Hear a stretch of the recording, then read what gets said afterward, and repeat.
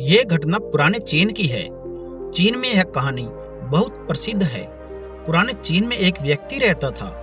वह सांसारिक मोह माया को छोड़कर सन्यासी हो जाना चाहता था। एक दिन वह अपने गुरु के पास गया और गुरु के सामने सन्यासी होने की इच्छा जाहिर की। गुरु ने पूछा, क्या तू सच में सन्यासी होना चाहता है या केवल सन्यासी दिखना चाहता है? व्यक्ति बोला कि गुरुवर, जब सन्यासी ही होने आया हूं तो दिखावे का क्या करूंगा? मैं तो सन्यासी ही होना चाहता हूं। गुरु बोले, तो ठीक है, यह हमारी आखिरी मुलाकात है। अब तू दोबारा मेरे पास मत आना। जब कभी जरूरत होगी तो मैं खुद तेरे पास आ जाऊंगा। आज से तुझे इस आश्रम में रहने वाले सभी 500 सन्यासियों के लिए चावल कूटने का काम करना है। ऐसा माना जाता है कि वह सन्यासी अगले 12 सालों तक एक हल्की सी रोशनी वाले कमरे में चावल ही कूटता रहा। उस आश्रम में 500 सन्यासी थे। वह उन सभी के लिए चावल कूटता। वह सुबह उठते ही चावल कूटने लगता। रात होते होते थक जाता और सो जाता। हर रोज यही करते करते 12 साल बीत गए। फिर वह कभी दोबारा गुरु के पास नहीं गया। उसने गुरु की बात पर विश्वास कर लिया कि जब उन्होंने कह ही दिया है कि जरूरत पड़ने पर वे खुद आ जाएंगे तो बात ही खत्म हो गई। शुरुआत के दिनों में तो उसके मन में कई प्रकार के विचार चलते रहते, परंतु जब पूरे दिन चावल ही कूटने हैं तो विचार करके भी क्या फायदा। धीरे धीरे करके उसके मन में उठने वाले विचार भी समाप्त होने लगे। वह सुबह से लेकर शाम तक चावल ही कूटता रहता। जब गुरु ने कह ही दिया था कि तुझे चावल ही कूटना है तो फिर सवाल ही कैसे? गुरु ने कहा है तो ठीक ही कहा होगा। 12 वर्षों तक चावल कूटते कूटते उसके मन में विचार आने ही बंद हो गए। मन एकदम शांत और खाली हो गया। ना कोई विचार, ना कोई समस्या, ना कोई परेशानी, बस सीधा सा काम। सुबह उठता, चावल कूटता, रात होती सो जाता। पिछले 12 सालों से यही उसकी दिनचर्या बन चुकी थी। विचार मुक्त होकर वह बस अपने काम में लगा रहता।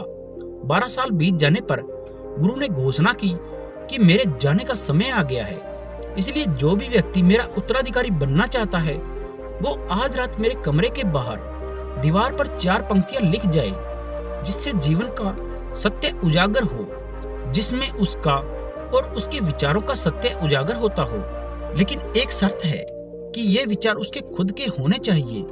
यह उसका खुद का अनुभव होना चाहिए। यह घोषणा सुन सभी शिष्य चिंता में पड़ गए, क्योंकि गुरु को धोखा देना आसान नहीं था। शास्त्र तो सभी शिष्यों ने पढ़े हुए थे, लेकिन उन सभी शिष्यों में से जो सबसे बड़ा विद्वान था, उसने साहस जुटाकर गुरु के कमरे के बाहर रात को 4 पंक्तियां लिख दी। उसने लिखा कि मन एक दर्पण की तरह है जिस पर धूल जम जाती है। धूल को साफ कर दो तो धर्म उपलब्ध हो जाता है। इस धूल को साफ कर दो तो सत्य का अनुभव आ जाता है। सुबह गुरु उठा तो चिल्लाया कि यह किस मूर्ख ने दीवार खराब की है, उसे पकड़कर मेरे पास लाओ। लेकिन जिस सन्यासी ने यह लिखा था वह तो रात को ही भाग गया था। वह डरा हुआ था क्योंकि ये पंक्तियां उसकी नहीं थी। उसने एक शास्त्र से इन पंक्तियों को चोरी किया था। इसमें उसका खुद का अनुभव नहीं था। पंक्तियां तो अच्छी थी, लेकिन इनमें प्राण नहीं थे। वह जाते समय अपने आश्रम के मित्रों से कह गया था कि जब सुबह गुरु कहे कि वाह क्या पंक्तियां हैं तो मुझे खबर कर देना। अगर गुरु पढ़कर गुस्सा हो जाए तो मेरा पता मत बताना। सभी शिष्य चिंतित हो गए कि इतने सुंदर वचन है, वचनों में क्या कमी है? मन एक दर्पण के समान ही तो है, जिसमें शब्दों की, विचारों की, अनुभवों की धूल जम जाती है। दर्पण को साफ कर दो तो सत्य का प्रतिबिंब फिर बन जाता है। सभी ने कहा, उस सन्यासी ने बात तो ठीक ही लिखी है, लेकिन गुरुजी जरूरत से ज्यादा ही कठोर है। देखते हैं कि इससे अच्छे विचार गुरु कहां से लाएंगे। ये बातें पूरे आश्रम में चल रही थी। पूरा आश्रम गर्म था इस विचार को लेकर। ऐसी ही बातें करते करते 4 सन्यासी उस चावल कूटने वाले सन्यासी के पास से गुजर रहे थे। उसने उन चारों की बात सुनी और बात सुनकर हंसने लगा। तो उनमें से एक ने पूछा, तुम हंस क्यों रहे हो, क्या बात है? उसने कहा, गुरुजी ठीक ही तो कह रहे हैं कि किस बेवकूफ ने यह लिखा है। इस पर चारों सन्यासी हैरान हुए और बोले, तू पिछले 12 सालों से चावल ही कूट रहा है और हम शास्त्रों पर सर पटक पटक कर मर गए, और अब तू बताएगा कि क्या सही और क्या गलत है। फिर चारों में से एक बोला, क्या तू लिख सकता है इससे अच्छा विचार? उसने कहा, पिछले 12 सालों से चावल कूटते कूटते लिखना तो मैं भूल ही गया हूँ, लेकिन बोल सकता हूँ अगर कोई लिख दे तो। और ये एक बात याद रहे कि उत्तराधिकारी बनने की मेरी कोई इच्छा नहीं है। अगर लिखने के बदले मुझे उत्तराधिकारी बनना पड़े तो मुझे लिखवाना भी नहीं है। फिर चारों ने कहा, अरे तू बस बोल, हम लिख देते हैं। उसने कहा कि तो ठीक है, लिख दो जाकर कि कैसा दर्पण कैसी धूल, ना कोई दर्पण ना कोई धूल, जो इसे जान लेता है धर्म को उपलब्ध हो जाता है, सत्य को उपलब्ध हो जाता है। आधी रात को गुरु उस चावल कूटने वाले सन्यासी के पास आए और कहा, अब तू यहाँ से भाग जा, वरना ये सभी मिलकर तुझे मार डालेंगे। ये मेरा चोला ले, तू मेरा उत्तराधिकारी बनना चाहे या ना बनना चाहे, इससे कोई फर्क नहीं पड़ता। तू ही मेरा उत्तराधिकारी है, तुझे ही मैंने अपना उत्तराधिकारी मान लिया है। लेकिन तुझे इस आश्रम से जाना होगा, यहाँ ये सभी तुझे जीने नहीं देंगे। ये सब बर्दाश्त नहीं कर पाएंगे कि एक चावल कूटने वाला सत्य को उपलब्ध हो गया, आत्मज्ञान को उपलब्ध हो गया, और ये सभी शास्त्रों पर सर पीटते रह गए। इसलिए यहाँ से चला जा। तो दोस्तों, यह कहानी यहीं समाप्त होती है।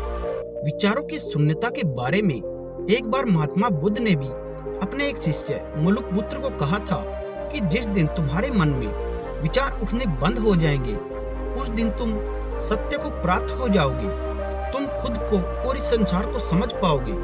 दोस्तों, मन के विचारों को शांत करने का सबसे सफल तरीका है ध्यान। ध्यान के माध्यम से ही हम अपने विचारों पर नियंत्रण पा सकते हैं। इसके लिए हमें एक शांत जगह पर आंखें बंद करके बैठ जाना है और हमारे मन में उठने वाले विचारों का निरीक्षण करना है। हमें अपने विचारों को दबाना नहीं है, उठने देना है, बस उनका निरीक्षण करना है। शुरुआत में विचार तेजी से उठेंगे, एक विचार आएगा, दूसरा जाएगा, लेकिन जैसे जैसे हम एक एक विचार का बारीकी से निरीक्षण करेंगे और हर रोज ध्यान करेंगे, तो देखोगे कि कुछ ही दिनों में हमारे मन में उठने वाले विचारों की संख्या कम हो जाएगी और धीरे धीरे हमारा मन शांत होने लगेगा। और एक समय ऐसा आएगा कि तुम्हारे चाहे बिना तुम्हारे मन में उठने वाले विचार बंद हो जाएंगे। और इसका फायदा ये होगा कि आप भूत और भविष्य की चिंता करना छोड़ दोगे और वर्तमान में खुलकर जी पाओगे, जीवन को समझ पाओगे। सारी दुख चिंताएं खत्म हो जाएगी, क्योंकि इंसान की सारी परेशानियों की जड़ पास्ट का पछतावा और भविष्य की चिंता ही तो है, जिसके कारण वो वर्तमान की खुशी के पलों को भी गवा देता है।